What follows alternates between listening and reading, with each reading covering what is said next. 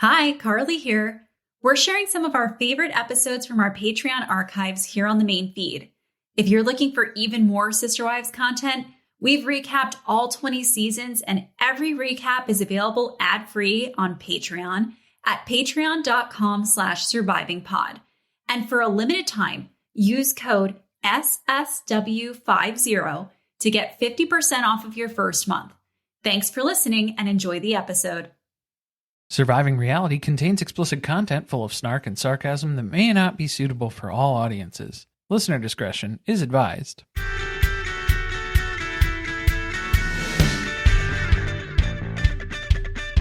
Hello and welcome to the first episode of Mediocre Down. I'm Corey. And I'm Carly. And this is Mediocre Down. There you go, yeah. We're hoping to live out the tenets of Mediocre Down, which is insecurity, indecision, inaction, but mostly in a motivating sense, I guess, vaguely. We haven't really pieced it together. We didn't write out a 7-page PDF for this yet. We haven't been working on this for years. Not as long as Mary. With a different sort of program that she had in mind. We're just aspiring to be mid. And it's okay to be mid. We're going to be talking about becoming sister wives. A little bit. A very mid book, although the New York Times would beg to differ. #1 New York Times bestseller. And I also have another #1 New York Times bestseller on my side of the desk over here. It really says that on the book? It is, yeah. Wow. Over 1 million copies in print. It's almost like if you order enough of your own book, you will get to be on the list. Yeah. I'm surprised how few books you actually need to sell to become a New York Times bestseller. Somebody did the math on that recently. Isn't it like 400 books or something? It's not a lot. Well, it's a significant more amount. than that. It's more, but it's a couple hundred in a month, which, I feel like it would need to be more to be on the #1 New York Times bestseller. Look at that, Mediocre Down. You don't need to be something special. Get on that New York Times bestseller list if that's something that you want to do. You could do it. Obtainable goals. You want to talk about your book that you brought, though? Yeah, it's Toxic Parents, Overcoming Their Hurtful Legacy and Reclaiming Your Life by Susan Forward. Dr. Susan Forward. It's a little different. A little shift. A little bit of a spoiler, because we're going to be talking about, of course, the toxic parent, Kody Brown, but also his toxic parent, Winn Brown. So this is where it gets complicated, because Kody Brown, a man who we have decided is irredeemable at this point, he is the villain of the show. And he's a pretty crap dude and pretty crap dad. Deadbeat dad. From all assessments that are available to us. I think looking at it through that lens, you have to kind of figure out the facets or the different shades of Kody Brown. Shades of brown. The shades of brown that are in there. And I think that there are some instances where I can feel sympathy for Kody Brown. However, his lack of trying to improve or fix or rectify anything, that's where he loses me. So that's where he's irredeemable in most standards by the show. Does that make sense? I think you can try to understand where someone is coming from, and it doesn't mean that you have to like them or approve of their behavior. Well, and a big chapter early on in this book is at the core of every formerly mistreated adult is a little child who feels powerless and afraid. And I feel like there are times where we can see the powerless, afraid child that Kody Brown is, and I can feel sympathy for that part of Kody Brown, but his actions as an adult, where he becomes complacent in his own toxic behavior, and he's not making any changes to improve his relationship with his children, or to process through any of his negative emotions. He just kind of broadcasts that out to everyone else to deal with. Yeah, I think that's one of the interesting parts of him is that Kody really hasn't done any work on understanding himself. Whenever they would go to counseling and they would meet with Nancy or Pat. Delicious. A lot of that time was spent on talking about the wives' relationships with each other or with Kody. There wasn't a whole lot of, let's just talk about Kody Winn Brown. And that's an interesting element. Denial is a big part of this. So I think Kody doesn't even fully realize some of the things that he's still carrying around here. He's probably a little confused why he feels the way that he does, why things are going the way that they are currently. Yes, and that is because I believe that he is perpetuating a cycle of generational trauma onto his children that started with Winn. The interesting topic there, because usually with toxic parents, there's a deification that happens with children. So the parents are seen as godlike figures who can do no wrong, who are perfect in every single way. And if there is anything wrong, or if there's any shortcoming that is happening within this childhood experience for the kid, it must be my fault, is what gets internalized. I feel like Kody never really lost that deification of his father. And I feel like with his father passing away too, and going back to that episode and watching the funeral, the way he was speaking about his dad was reframing a lot of things, where it was cementing the fact that his dad could do no wrong, and now you can't speak ill of the dead, and there's all these other things that are kind of rolled up into that, where he cannot question the motives that were there or the wrongs that were befallen to him. Yeah, and I know for when we were prepping for this episode, which we did attempt to do a little bit of research and prepare ourselves, but we're okay with being mediocre, so that's where we're at. There actually is not a lot of content of Kody talking about his dad. I thought, in hindsight, in Robin's #1 New York Times bestseller, Becoming Sister Wives, I thought that Kody talked about Winn more, but after going back and skimming through it again, he doesn't really. It's the same story that he gives, where he just randomly found out that his parents were excommunicated from the LDS church and that they decided to start living polygamy while he was on his mission. It's the same thing we've heard over and over again. There wasn't really any new stuff. There definitely wasn't any contemplation or deep thought moments that Kody was having about Winn and his relationship with his own father. Janelle talked about Winn in her sections more. Yes, there's a lot more of Janelle talking about Winn. And then I realized after the fact, like, oh, that's where a lot of our information about him has come from, is through his relationship with Janelle. So I guess we can talk about the Free Range Brown episode, or Free Range Browns. Yeah, that was season 2. Where they go to the ranch in Wyoming. Why for Wyoming? Yes, a big moment. And Winn isn't really in that episode too much. He's in it. It's a lot more obviously about Janelle, Kody's mom, and Janelle's mom, Cheryl, since they're sister wives, and they kind of revealed in that episode that that relationship is weird. Well, yeah. All the grandmas in one place, very convenient, easy stop for the summer. There's only like one story that Kody tells about Winn, and I don't remember if it was that episode or it's the episode where he passes away, which is in season 6. But it's the story about how... That's the season 6 one. Okay, how Kody hated growing up on the farm. He hated doing farm work. He liked being in sports. He liked the accolades that came with sports. But Winn didn't really seem to appreciate that. So for his birthday, he was really excited. He got a box. He thought that within this box, because it came from the same place that they got all their Letterman jackets from, in this small-ass little town in Wyoming, where I guess you get the majority of your clothing from. He thought that that's what was going to be inside of it, and instead it was coveralls for working outside. So he took that as an insult at the time when he was younger, because he was expecting a Letterman's jacket, but instead it was coveralls for ranch work. Yes, and you see him reframe it in the episode, to your point earlier, where this was something that deeply hurt him, and for years he held on to it as a grudge kind of that he held against Winn.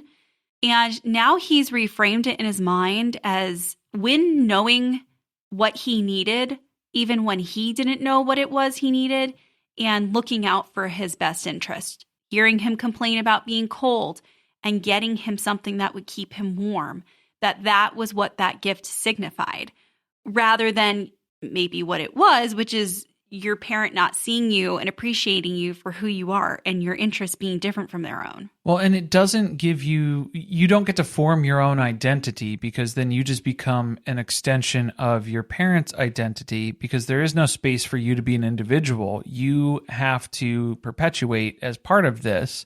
This is kind of how this works. You get love and affection because I'm rewarding you for doing the things that makes me happy as a parent. That's a narc thing, but is it also just a toxic parent thing? Yes, very Okay. much so. And I think that was kind of in some of the verbiage too that Kody was using, because that was a really tough episode with Winn passing away, because Curtis also tragically passed away, Cody's brother, in the motorcycle accident. And the way that he spoke about Curtis's relationship with Winn and seeing that relationship, because Curtis was younger than Kody by about 11 or 12 years. And so to see that relationship play out, where Curtis was a rancher, a farmer, he was a poet, he was emotionally intelligent, he was all of these things that make Kody feel inadequate. What was he not? He was not a polygamous Mormon. Yes.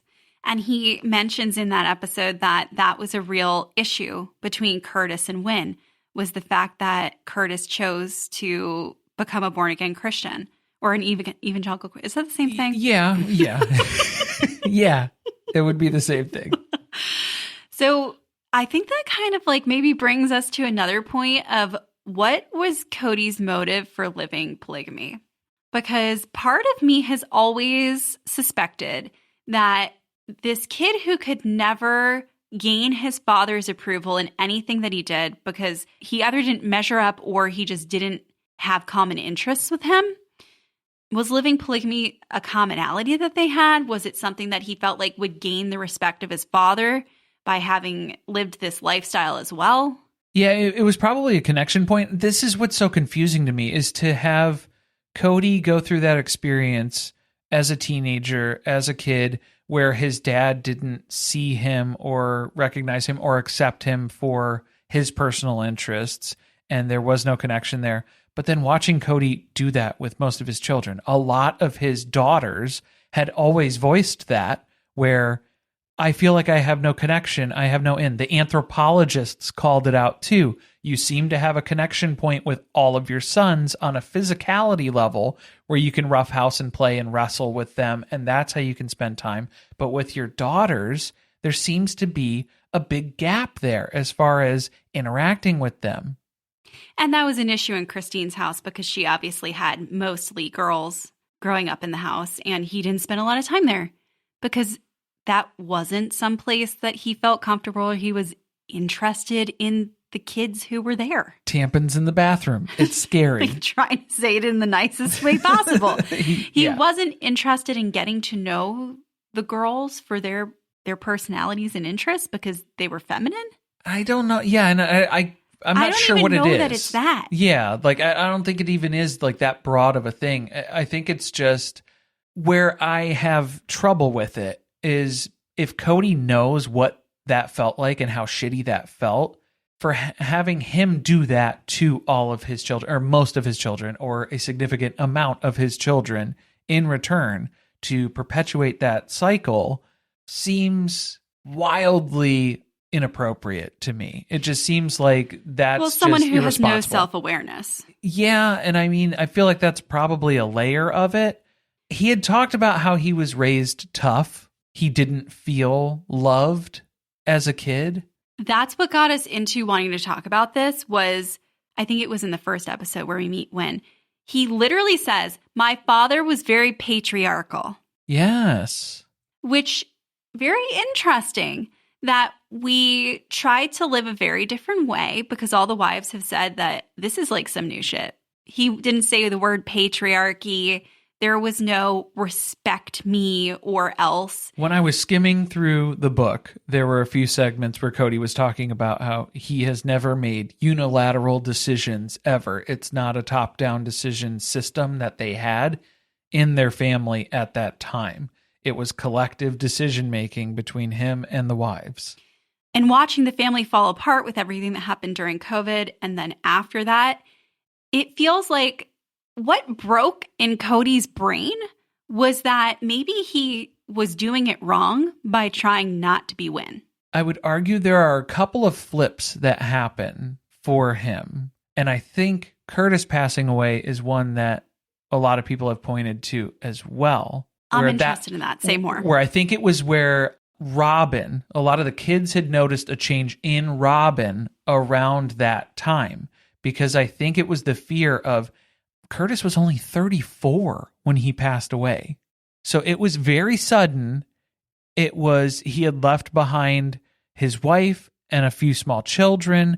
So I think everyone was looking at this scenario with Erica, his widow now, how do you get through this as a monogamous woman? And so I think that was where estates and... Which Janelle told us about that happened in Vegas. Big shift happened where, you're talking about people's shares and the future legacy that we're building, that what are we leaving behind? I agree with that. I would argue too, though, because Curtis passed away, 4 months before Winn? I think it's a combination of both.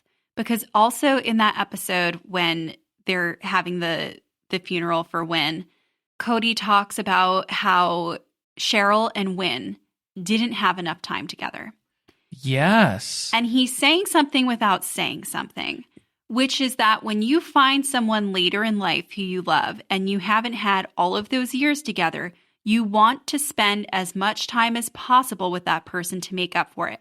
I think that is when he stopped trying to make equality work within the family, and he focused his attention more on Robin. Unapologetically. Yes, and I also have a theory from that episode. Kody didn't have a great relationship with Winn, but Janelle did. They would face off a lot together, but it seemed like Winn respected Janelle in a lot of ways, where they would have an argument, they disagreed on religion or whatever it might be, and they would just basically tell each other to fuck off. Go to hell. Go to hell, see you there first. And then they would kind of calm down, go their separate ways, and then be over it. The other person who was very close to Winn, Mary's father. Mary's whole speech about Winn at his gravesite is about how when she found out he passed, she thought of the fact that he would now be able to be with her dad in the afterlife. And I just think it gives you some perspective into the early part of the early years of their marriage, where things were not good between Janelle and Mary and Kody, or whoever the dynamic might be. And that Winn very much, like Janelle, liked Mary. I kind of feel like it was another sticking point where he wasn't able to gain the respect of his father, which you do see as well, where he did not come to Kody's wedding with Christine. Right. Yeah, that was listed out and I think there's some speculation on the fact that Winn maybe felt like Kody wasn't handling polygamy very well with the way things were going between Mary and Janelle. So adding another wife wasn't going to be a good idea for this.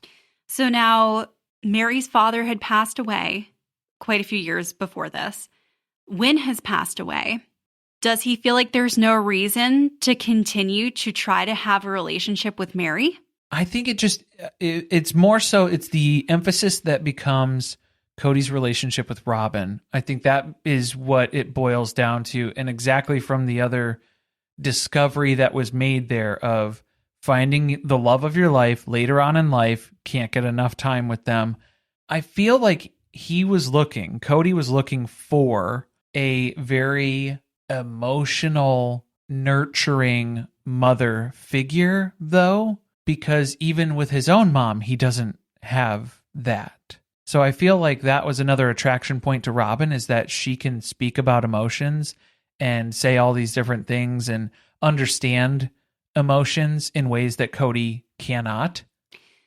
Yeah, that's also kind of a manipulation thing, though. Yeah, it is. To make someone feel as though you understand their feelings better than they understand them. Well, and I'm just saying, I think Kody's seeing it as he didn't really have access to a lot of that sort of verbiage or communication about feelings and emotions. That's a good point because he does talk about how Robin is the best communicator when she came into the family. And Christine was kind of like, I think I got us through some pretty tough times. And now all of a sudden, my communication skills are subpar. So you feel like Robin filled a void. Robin had a void to be filled. Well, but yeah, just in the sense of like Kody was, so if we're talking about his kind of inner child who's looking for this security and this stability on an emotional level of being seen and heard, Robin would absolutely be able to provide that. And so I think that's something that's easily recognized in that draw in that relationship between the two of them. But man, Robin has her own brand of toxic parenting that she's got too, with the not letting the baby birds leave the nest. Well, yeah, it's definitely a form of control. It's controlling and overbearing. I think we can check off a couple of things on a codependency list, though, too, is probably the other issue that pops up between Robin and Kody with the emotions that they experience and what they're sharing with each other probably on a regular basis. But I think you can see in the when the kids are climbing on the rocks when they're heading home from the ranch in the season 2 episode, the free range Browns, she's freaking out. And Aurora, even little baby Aurora, comes over and tells us, yeah, Mom loves us a lot, and that's why she's worried about us. She's always nervous we're going to get hurt and stuff. That was a little shocking to see from a little kid. I guess it's implied that your parents love you and they don't want something bad to happen to you. But when there's that much anxiety where it becomes, if anything happens to you, it's going to destroy me and my mental health. Yeah, it was layered in anxiety, especially as the rest of the family is engaging in this activity and everything seems to be going fine. But Robin's kids are hesitant to participate because they know that she doesn't like it. Janelle and Christine, they're laughing at Robin, who's screaming at the top of her lungs for everyone to be careful and stay seated on the rock. Do not stand up. Don't go so high. And it's been called out multiple times, the parenting style, which is just interesting for Robin joining the family and then going against everyone else. Like, she didn't join the family. She was still doing things her way as part of this family by getting a nanny, by doing any of these other things where normally it's like if you were going to join this family and raise kids in the same way or have an agreed system that you would be joining, but instead it's she's joining and then she's dictating how things should be too. Dr. Adam has a really good episode that is about Robin's lack of integration into the family. And like, it's very much to that point that she came in and she didn't become part of the Brown family. She was still this like separate piece orbiting around everyone else and doing things the way that she always had. Yeah, it's just very apparent in those types of situations when Janelle and Christine are like, kids get hurt. I mean, I'm not going to force them into anything that is dangerous actively, but kids need to figure it out, explore your body and stuff, right, Christine? There's some body autonomy that needs to happen. I feel like we're getting really on Robin now, though. So I know it's somewhat related because it's the toxic sludge of the two of them combined together. It's the codependency. Yeah, there's that attachment where it's Robin would do and say anything to make sure that Kody doesn't get upset, that Kody doesn't get angry. She's constantly managing his emotions. She's always managing. So I feel like that's something that she kind of took on, and that's why she looks so tired now, because everybody else is left, and now they're realizing it's just them, and this is what you have. Now you're running out of people to blame. So do we blame Winn? Well, not so much blame. I feel like the responsibility of this, it rests on Kody. You have to realize that this is an issue. There are problems here, and the way that you are interacting and how you're unleashing all of this emotion on hapless victims, basically, that's the problem. Like, that's what needs to get sorted out. But you have to do the work to do that. You have to work through it. And the refusal to do that, either outright refusal or just by keeping that denial lid on there sealed tight where everything just gets bottled up. I don't know if he just completely doesn't realize these connections. Well, a lot of times you don't want to go there and think about it too deeply because it's painful. Yeah. And again, with his father passing away when they didn't really hash things out or patch things up the way that he probably would have idealized or had those specific conversations related to these topics, maybe it's hard to then go back and really pick that apart because then it feels like an attack. It feels like... I'm going to stay on that for a second. Isn't that exactly what's happening to him within the past few seasons? He has an issue with his children coming to him and saying, I have problems with the way that we were raised. Yes. These things hurt me.